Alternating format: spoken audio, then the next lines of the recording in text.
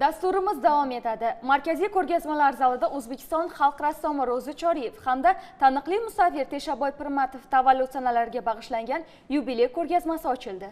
Bizning meros turkumidan o'rin olgan ushbu ekspozitsiyada ikki mohir rassomning nodir asarlari jamlangan. Ko'rgazma ularning boy ijodiy merosini keng jamoatchilikka yaqindan tanitish va san'atdagi beqiyos xizmatlarini e'tirof etishga xizmat qiladi. Ko'rgazma bilan muxbirimiz Dildora Do'stmurodova tanishtiradi.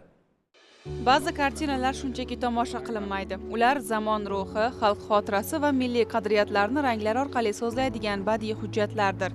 Markaziy ko'rgazmalar zalida ochilgan Bizning meros yubiley ko'rgazmasi ana shunday nodir asarlar orqali o'zbek tasviriy san'atining ikki zabardast namoyandasi Ro'zi Choriyev va Teshaboy Pirmatov ijodini yana bir bor yodga solmoqda. O'zbekiston xalq rassomi Ro'zi Choriyev o'zbek tasviriy san'atida ayniqsa portret janriga o'ziga xos badiiy nafas olib kirgan ijodkorlardandir. Uning mo'yqalami ostida Surxondaryo tabiati, xalqning turmush tarzi, inson qalbi va milliy ruh uyg'unlashib betakror badiiy talqinda namoyon bo'ladi. Har bir portret tomoshabinni nafaqat qahramon qiyofasi, balki uning ichki kechirmalari bilan ham yuzlashtiradi.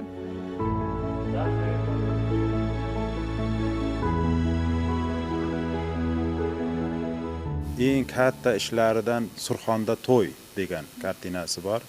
Unda o'rta planda kelin-kuyov tasvirlangan. Kelinni masalan turgan joyini ataylab o'sha oq libosda bo'lishidan tashqari e'tibor qilsangiz, o'sha yerga go'yoki quyosh nuri tushgandek qilib, yerlarni ham yorqin rangda tasvirlagan. Bu rassomning o'sha fikr beryapti-ku, masalan o'sha to'y, soflik, yangi hayotga qadam qo'yayotgan bir yosh kelin, shuni kelajagi yoki bo'lmasam uning o'sha ruhiy holatini yanada o'sha mahorat bilan ochib berish uchun ranglardan, oq ranglarni o'sha yerlar bilan o'sha markazni yoritish orqali Ro'zaka shuni ochib bera olgan.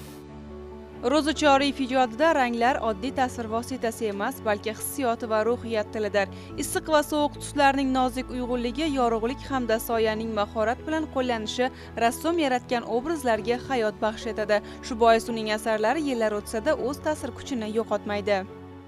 Tabiatning o'zida katta o'lchamdagi matolarni olib borib, shu tabiatning o'zidayoq katta kartina yaratib keta olgan, o'sha kartinani mukammal darajaga olib chiqa oladigan katta usta rassom bo'lgan. Va u ish jarayonida mana kartinalarini ham qarasak ko'ramiz, hech qiynalgan yoki bo'lmasam bir kartinada og'irlikni sezmaysiz. Shunaqa yengil va ustalik bilan bajarilgan kartinalarki, qarab turib zavq